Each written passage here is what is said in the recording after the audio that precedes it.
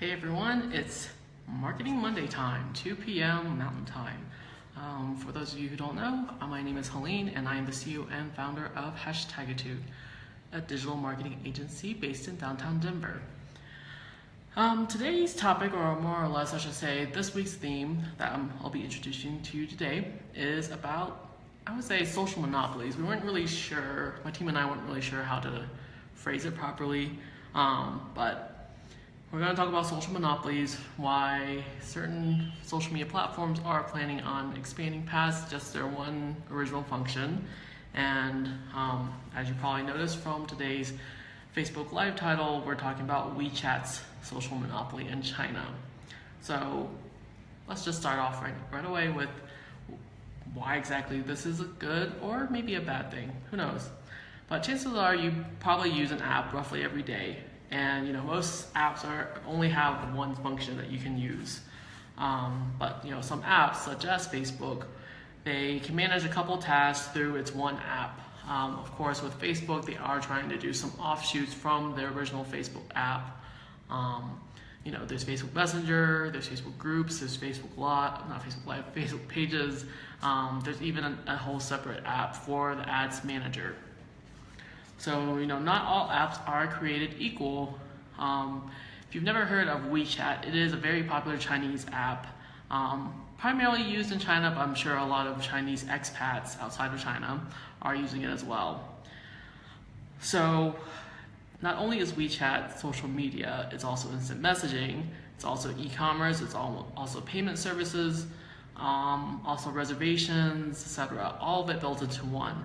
It was created in 2011, and right now, as of this year, 2017, it now has about 938 million active users.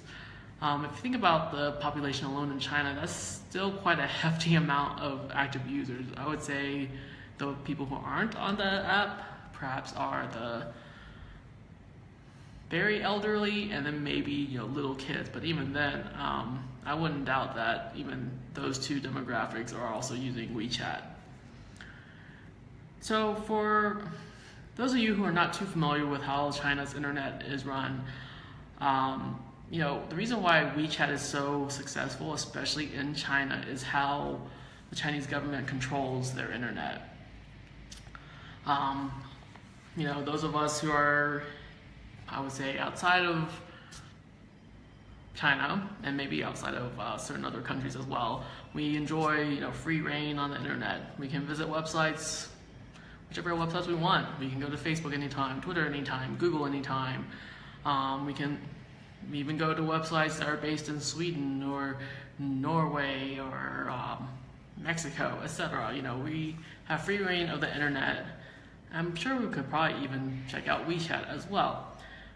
Anyway, the infrastructure in China is basically like a large intranet, which basically means that a lot of Chinese citizens, they can use only some pre-approved websites or apps in their ecosystem. So Facebook has been blocked on the Chinese intranet for a while. I believe Twitter is as well. A lot of Western companies' services have been blocked from their intranet. I did 1 year of master's, and I had a lot of friends from China who talked about how they were so fascinated with using Facebook. And this was about 6 years ago, but still they're so fascinated with using Facebook because they're like, well, when we were in China, we couldn't access Facebook, but now we can. However, most of my friends have gone back to China, and they don't really update their Facebooks anymore. I would say probably because they can't access it anymore. But anyway, there are thousands of private sector and public services that interact with WeChat in real time. So not only is WeChat its own standalone company, it also has a lot of different companies, Chinese companies and services linked up to it. So for example,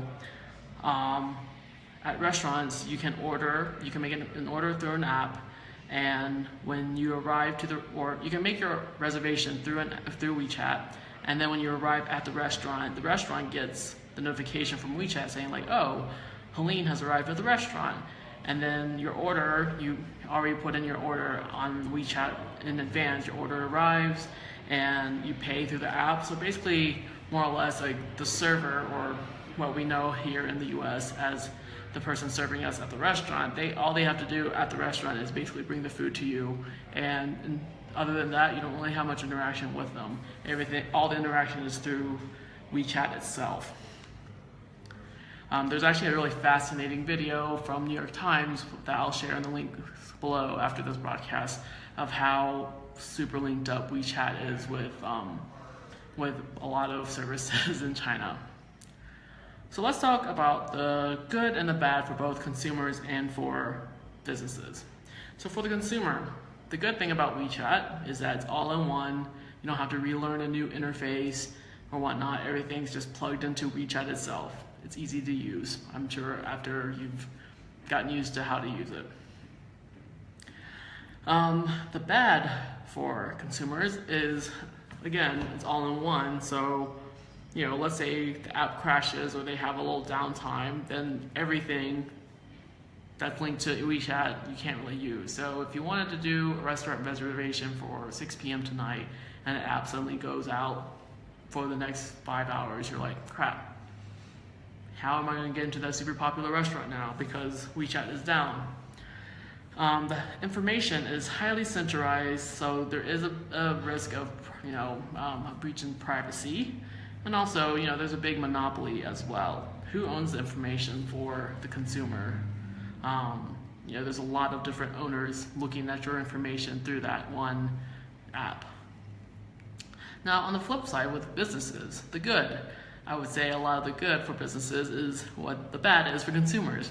The good is that for businesses who are looking to mine the data, advertisers should say, who are looking to mine the data from WeChat, all the data is in one place. So if you're looking for certain kinds of customers or clients for your business, you can just advertise on WeChat or ask WeChat like, hey, what's the demographic in this neighborhood versus that one, and what are they doing through your app? Are they ordering pizza a lot, or are they making reservations at the hot noodle shop down the street all the time?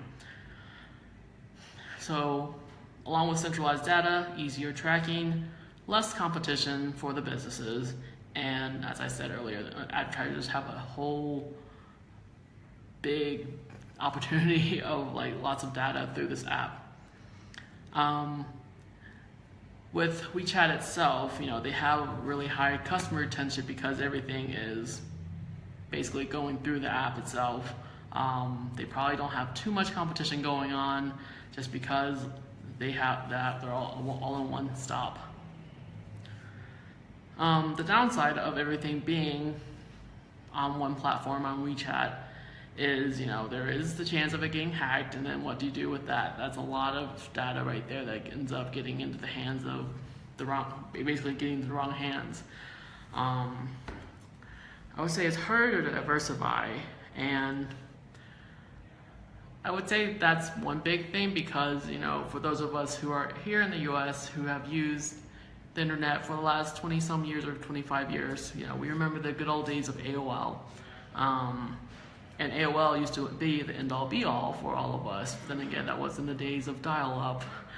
But AOL had email, it had our internet surfing, it had a lot of different little apps within its interface. However, it became a bit too big for its britches in many ways. And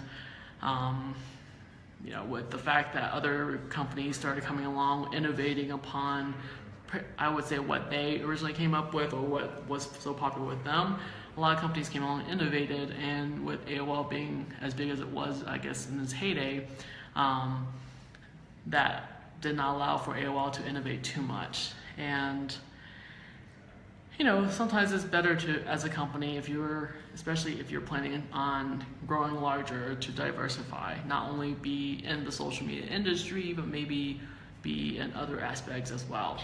Facebook is going along those lines of trying to diversify, although everything's still linked back to its social aspect.